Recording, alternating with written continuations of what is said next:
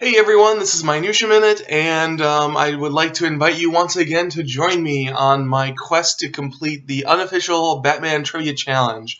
I am on questions 51 through 75 today, and as usual I filled out my answers but have not gone through the answer key, so I invite you guys to take the quiz with me and see how you do.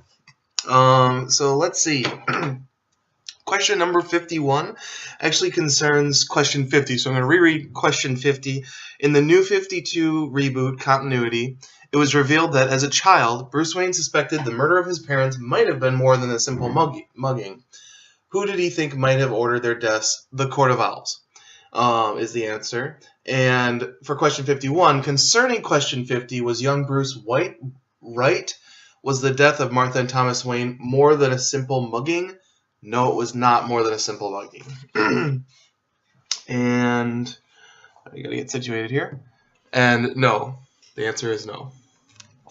It was a simple mugging. That's part of the poignant aspect of Bruce Wayne as a child having to deal with that great loss, is the fact that it is just a simple mugging and there's no reason for it. It just is what it is. Anyway, question number 52. One of Batman's teachers was a member of the League of Assassins who experimented with children to see if he could make them into perfect killers. What was the name of this assassin? What was the name of this assassin who sometimes used a wolf as a seal? That would be Kane. Father of Cassandra Cain, long time ago, was Batwoman. Well, not that long ago. In the 90s was Batwoman. Or, excuse me, Batgirl, not Batwoman. Question number 53. And really quick, I gotta make sure, David King. Question number 53. During the storyline Night Quest of the Search, Bruce Wayne traveled incognito as a British aristocrat. What alias did he use for this disguise? I don't think that this story has been collected, but I do have the singles issues on this. This is actually a multiple choice question. I'll go ahead and read them all so you guys can take a guess. A, Sir Hemingford Grey. B, Sir Derek Gawain. C, Lord William Harrison, and D, Lord Burnley Ellsworth. And the answer to the question is A, Sir Hemingford Grey. And I'll just make sure that's correct. Yes, A.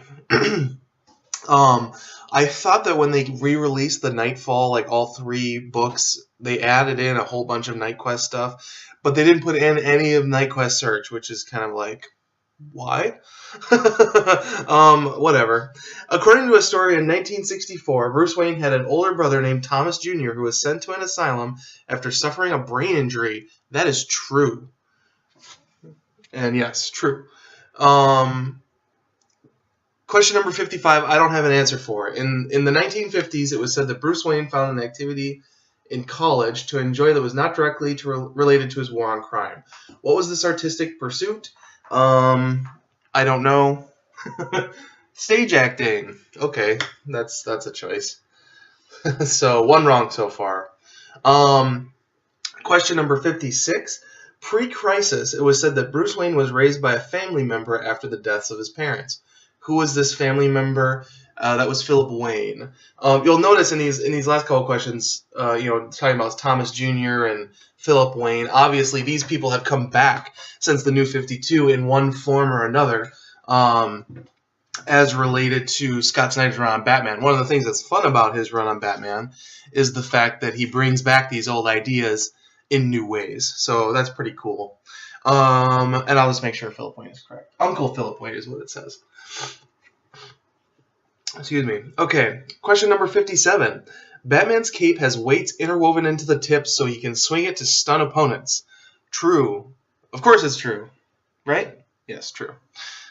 I think that for these, anything to do with Batman's suit, you usually just say, yeah, he has it. Why does Batman paint a large bat on his chest when it provides a target for his enemies? It's for shooting at the strongest point. It gives people a target to shoot at the strongest point in his armor, which is his torso. And that is something that Frank Miller posited in The Dark Knight Returns, I believe. And the answer is because it draws enemy fire to his chest, which has thick, reinforced armor as opposed to his head. Boom. Question number 59. In the storyline Hush, a criminal attempted to remove Batman's mask and was stopped by a security protocol. What happened to him? That was kind of a silly moment.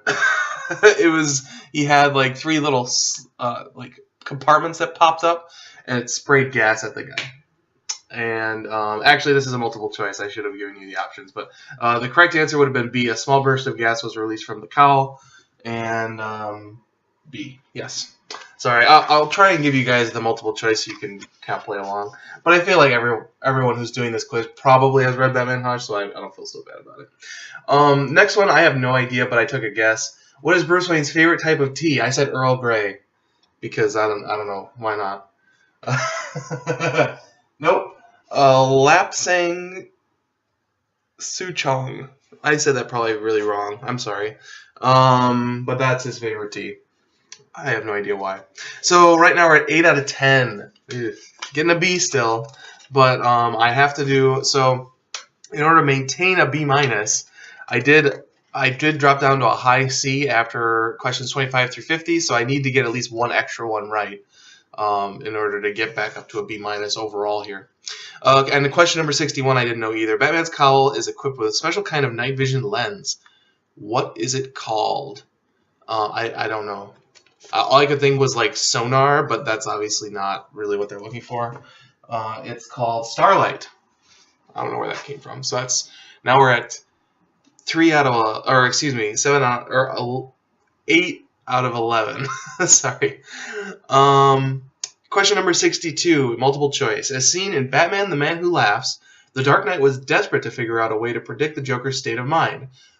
What measure did he take to accomplish this? Did he, A, have the Martian Manhunter provide a temporary telepathic link between their two minds, B, through investigation, realize who the Joker was and interview the man's parents, that's obviously not it, C, find the Joker's journals and read them, or D, he injected himself with a small sample of Joker's lethal venom, having realized that it drove its victims into a state of madness similar to the clown's own mind. The only two really realistic answers are A or D, so through process of elimination, we can get it down to that. I'm pretty sure he injected himself with Joker venom. But I can't remember if I've even read The Man Who Laughs or not, to be honest with you. But I think that's probably what it is. I don't think Martian Manhunter would do that.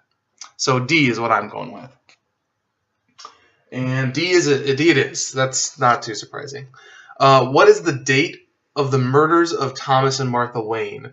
Another one I'm not sure about, but I know it's in the summer, so I'm going to say like June, but I don't know a date. It is June. June 26th. Isn't that the day that Batman came out? Like the Tim Burton Batman movie came out? Is that why that is? That'd be funny. Anyway, so another one wrong. Number 64. During a confrontation in the sewers, Batman was technically killed. It's only thanks to the intervention of the criminal electrocutioner that he was able to be revived. That is super generic. I'm going to say that's probably true. True. So I got that right. I don't know even what they're referring to. I just guessed. Number 65. Shortly before Harvey Dent became the villain Two-Face, Batman considered telling the man his own secret identity. That's true. And yes, true. That I'm pretty sure is from The Long Halloween. Number 66, I do not know. According to some comics, Bruce Wayne was born in the spring on what day? What is with these dates? I feel like all of these date questions have multiple answers. I have no idea, so we'll say April 1st. Actually, that's probably when the Joker was born.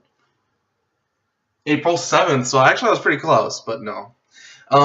In 2008, the 1958 story of the Batman of Zur-En-Arrh was revised.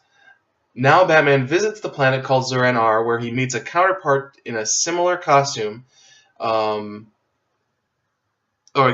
Batman's visit to the planet Zur-En-Arrh, where he meets a counterpart in a similar costume, is said to be a hallucination suffered as a side effect of exposure to a mind-altering chemical weapon.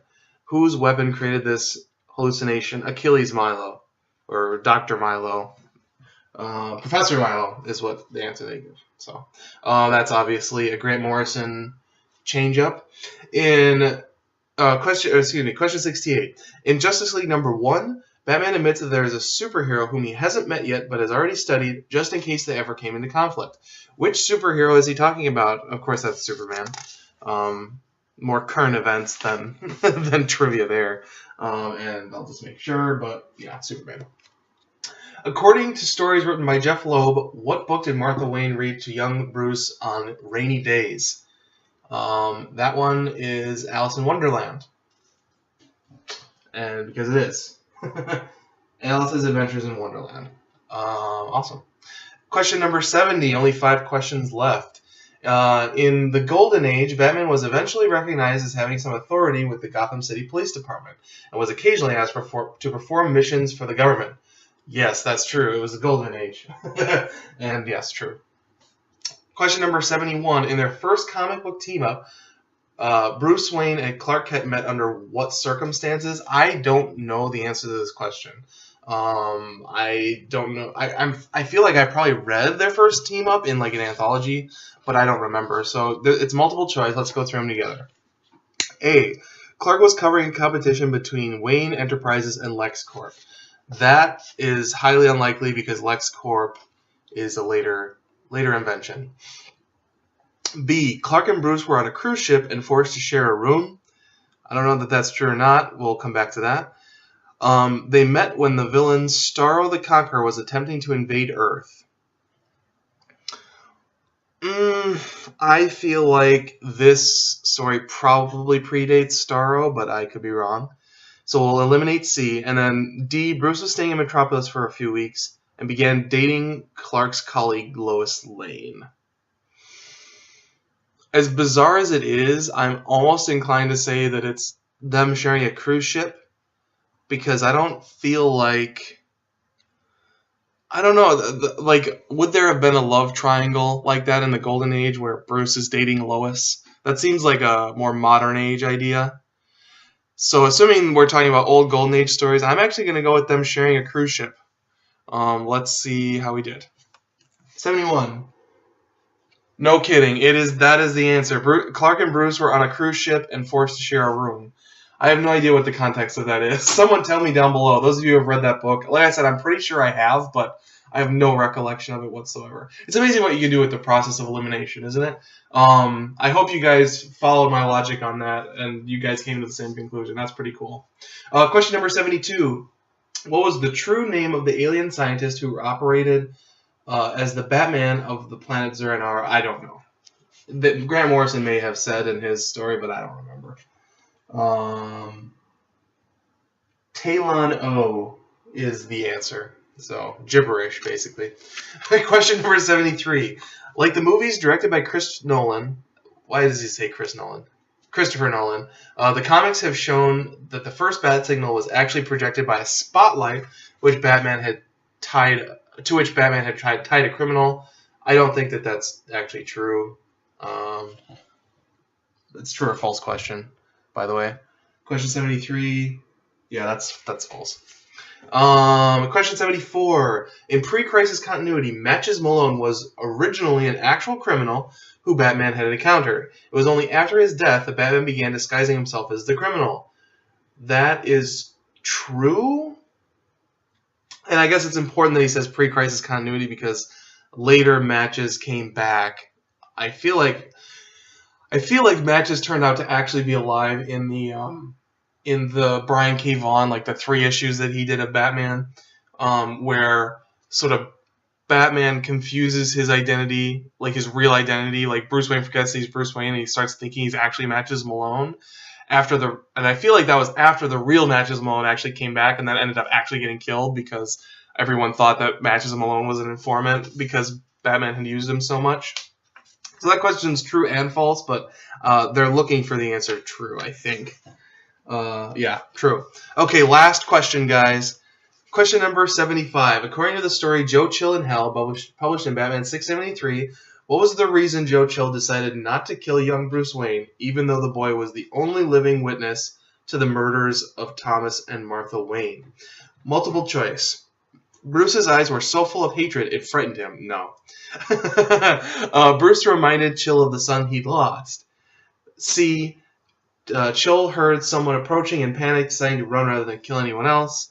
D. Chill had a rule against shooting children and pregnant women. Oh, yeah, that's hilarious as well.